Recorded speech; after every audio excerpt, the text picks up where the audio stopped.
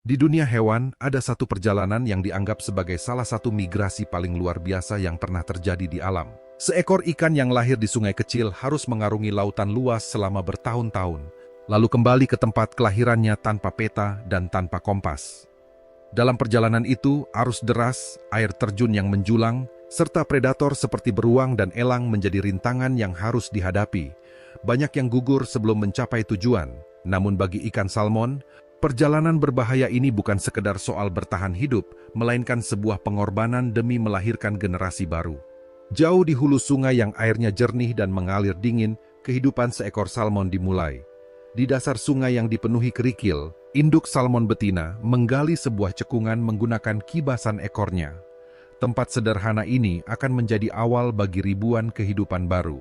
Setelah telur-telur diletakkan dan dibuahi oleh salmon jantan, induknya menutup kembali sarang tersebut dengan lapisan batu-batu kecil. Perlindungan ini menjaga telur dari arus sungai yang deras sekaligus menyamarkannya dari predator. Selama berminggu-minggu hingga berbulan-bulan, embrio berkembang perlahan di bawah air yang kaya oksigen. Saat musim berganti, cangkang telur akhirnya pecah. Anak-anak salmon yang baru menetas muncul ke dunia dengan tubuh yang masih rapuh dan membawa kantung kuning telur sebagai satu-satunya sumber energi. Perjalanan panjang mereka baru saja dimulai, dan sejak detik pertama kehidupan, alam telah menyiapkan berbagai tantangan yang akan menentukan siapa yang mampu bertahan hidup. Setelah cadangan makanan di dalam kantung kuning telurnya habis, anak-anak salmon mulai meninggalkan perlindungan di antara bebatuan. Kini mereka harus mencari makan sendiri. Serangga air, larva, dan plankton menjadi santapan pertama yang membantu mereka tumbuh sedikit demi sedikit. Namun, sungai yang tampak tenang ternyata menyimpan begitu banyak bahaya. Para predator mengintai setiap gerakan kecil di dalam air. Bahkan, perubahan arus yang tiba-tiba dapat menyeret tubuh mungil mereka ke wilayah yang dipenuhi predator. Dari ribuan telur yang menetas, hanya sebagian kecil yang berhasil melewati masa kanak-kanak. Bagi mereka yang mampu bertahan, setiap hari adalah pelajaran tentang kecepatan, kewaspadaan, dan naluri untuk tetap hidup. Semua pengalaman ini akan menjadi bekal penting sebelum menghadapi perjalanan yang jauh lebih besar di masa depan. Setelah menghabiskan waktu berbulan-bulan, bahkan bertahun-tahun di sungai, tubuh salmon mulai mengalami perubahan yang luar biasa. Sisiknya berubah menjadi lebih mengilap, sementara organ dalamnya beradaptasi agar mampu menghadapi kadar garam yang jauh lebih tinggi. Proses alami ini dikenal sebagai smoltifikasi, sebuah transformasi yang memungkinkan salmon berpindah dari air tawar menuju lautan. Begitu naluri migrasi mengambil alih, ribuan salmon muda bergerak mengikuti arus sungai menuju muara. Perjalanan pertama ini dipenuhi berbagai rintangan. Arus deras, predator, hingga bangunan yang dibangun manusia menjadi tantangan yang harus mereka lewati. Banyak yang tidak pernah berhasil mencapai laut, namun bagi mereka yang selamat, cakrawala baru yang luas telah menanti. Di sanalah babak berikutnya dalam kehidupan seekor salmon benar-benar dimulai. Lautan membuka dunia yang sama sekali berbeda. Para predator hamparan air tanpa batas menyediakan sumber makanan yang jauh lebih melimpah dibandingkan sungai tempat salmon dilahirkan. Di sini mereka memburu ikan-ikan kecil, udang, hingga cumi-cumi, mengubah setiap santapan menjadi energi untuk tumbuh dengan cepat. Dalam beberapa tahun, tubuh mereka dapat membesar berkali-kali lipat, menjadikan salmon sebagai perenang yang kuat dan tangguh. Namun lautan juga merupakan arena berburu bagi predator-predator terbesar di planet ini, terus mengawasi setiap pergerakan mangsanya. Setiap hari adalah perlombaan antara berburu dan menghindari perburuan. Meski demikian, salmon terus bertahan. Tanpa mereka sadari, jauh di dalam tubuhnya, sebuah naluri perlahan mulai tumbuh. Naluri yang suatu hari akan memanggil mereka kembali ke sungai tempat semua kehidupan ini bermula. Setelah menghabiskan beberapa tahun menjelajahi lautan, sesuatu yang luar biasa mulai terjadi. Tanpa aba-aba dan tanpa dipelajari, naluri di dalam diri salmon membimbing mereka untuk memulai perjalanan pulang. Mereka meninggalkan perairan tempat mencari makan dan berenang menuju garis pantai, menempuh jarak hingga ribuan kilometer. Yang lebih menakjubkan, tujuan mereka bukan sekadar sungai manapun, melainkan sungai tempat mereka pertama kali menetas. Para ilmuwan meyakini salmon memanfaatkan medan magnet bumi sebagai kompas alami selama berada di lautan. Saat mendekati daratan, indera penciumannya yang sangat tajam mengambil alih. Setiap sungai memiliki komposisi mineral dan aroma yang berbeda, dan salmon mampu mengenali sidik jari alami itu dengan akurasi yang luar biasa. Kemampuan navigasi ini menjadikan salmon salah satu pengembara paling menakjubkan di dunia hewan. Begitu memasuki muara sungai, kehidupan salmon berubah secara drastis.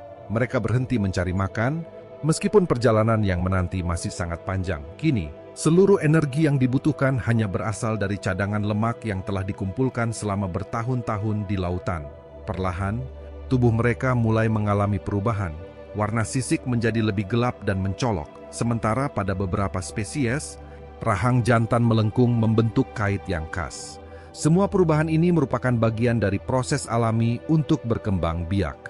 Namun setiap kayuhan ekor kini menguras energi yang tidak akan pernah tergantikan. Tidak ada jalan untuk kembali ke laut. Di hadapan mereka hanya ada satu tujuan, mencapai tempat kelahiran, apapun risikonya. Perjalanan ini telah berubah menjadi perlombaan melawan waktu dan keterbatasan tubuh mereka sendiri. Semakin jauh memasuki hulu, tantangan yang dihadapi salmon semakin berat. Arus sungai yang deras terus mendorong tubuh mereka ke belakang, memaksa setiap gerakan menghabiskan tenaga dalam jumlah besar. Di beberapa titik, air terjun dan bebatuan menjulang menjadi penghalang yang tampaknya mustahil untuk dilewati. Namun salmon tidak memiliki pilihan selain melompat. Dengan hentakan kuat dari ekornya, mereka melesat keluar dari permukaan air, berusaha mencapai bagian sungai yang lebih tinggi. Banyak yang gagal dan kembali terjatuh ke bawah, lalu mencoba lagi berkali-kali tanpa menyerah. Di sejumlah sungai, bendungan buatan manusia menambah rintangan baru yang tidak pernah ada sebelumnya. Meski demikian, naluri untuk kembali ke tempat kelahiran jauh lebih kuat daripada rasa lelah. Bagi salmon, setiap meter yang berhasil dilalui adalah langkah yang membawa mereka semakin dekat pada tujuan akhir kehidupan mereka. Perjalanan menuju hulu bukan hanya pertarungan melawan arus, tetapi juga melawan para pemburu yang telah menanti setiap musim migrasi tiba. Di tepian sungai, seekor beruang berdiri diam, mengamati air yang bergolak. Mereka tahu persis kapan salmon akan melompat melewati air terjun. Dengan satu ayunan cakar yang kuat, seekor salmon dewasa dapat langsung tertangkap. Di langit, elang botak dan burung pemangsa lainnya berputar mencari sasaran yang lengah. Bahkan di dalam air, berang-berang dan predator sungai terus mengintai. Bagi hewan-hewan ini, migrasi salmon adalah musim panen yang hanya datang sekali dalam setahun. Namun bagi salmon, setiap detik adalah perjuangan hidup dan mati. Hanya individu yang paling kuat, paling cepat, dan paling beruntung yang mampu lolos dari rentetan ancaman tersebut. Setelah menempuh perjalanan yang melelahkan, salmon akhirnya tiba di tempat yang sama, tempat kehidupan mereka bermula. Di dasar sungai yang dipenuhi kerikil, salmon betina mulai menggali sarang menggunakan kibasan ekornya. Disinilah ribuan telur akan diletakkan, sementara salmon jantan bersaing memperebutkan kesempatan untuk membuahinya. Setelah proses pembuahan selesai, telur-telur itu kembali ditutupi lapisan kerikil agar terlindung dari arus dan predator. Seluruh tujuan perjalanan yang panjang akhirnya tercapai. Namun keberhasilan ini harus dibayar dengan harga yang sangat mahal. Selama berminggu-minggu melawan arus tanpa makan, hampir seluruh cadangan energi mereka telah habis. Tubuh yang dahulu kuat kini mulai melemah. Bagi sebagian besar salmon, inilah akhir dari perjalanan yang telah mereka jalani sejak pertama kali menetas. Tak lama setelah berkembang biak, sebagian besar salmon mengakhiri hidupnya di sungai tempat mereka dilahirkan. Tubuh mereka perlahan hanyut mengikuti arus atau menjadi santapan bagi beruang dan predator lainnya. Namun kematian salmon bukanlah akhir, melainkan awal dari kehidupan baru bagi seluruh ekosistem. Nutrisi yang mereka bawa dari lautan berpindah ke sungai, menyuburkan tanah, memberi makan semua ekosistem di sepanjang tepian hutan. Dengan cara inilah, salmon menjadi penghubung antara laut dan daratan, membawa kehidupan melintasi dua dunia yang berbeda.